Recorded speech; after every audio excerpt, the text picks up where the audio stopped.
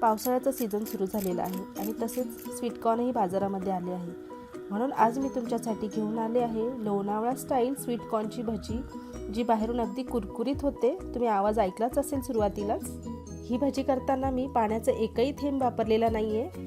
तर बघा आपण ही भजी कशी करणार आहे. त्यासाठी मी ते 2 स्वीटकॉर्न घेतलेले आहे. स्वीटकॉर्न आपल्याला सोलून घ्यायचे आहे व्यवस्थित. हे बघा स्वीटकॉर्न इथे सोलून झाले आहे. आता मी स्वीटकॉर्नचा एक एक दाणा इथे काढणार नाही आहे. अशा पद्धतीने चाकूने मी कापून घेणार आहे, जेणेकरून आपले काम हे सोपं होतं. तुम्ही दाणे काढूनही करू शकतात, पण मी अशा पद्धतीने करते, ज्यामुळे आपल्याला मिक्सरमध्ये वाटायची गरज पडत नाही याला. हे बघा हळूहळू हात सांभाळून आपल्याला हे काम करायचं आहे. अशा पद्धतीने स्वीटकॉर्न वेगळे होतात. आता एका बोलमध्ये मी याला काढून घेतलेलं आहे. मी इथे 2 स्वीटकॉर्नचा वापर केलेला आहे. 1 वाटी एवढं भरलं आहे.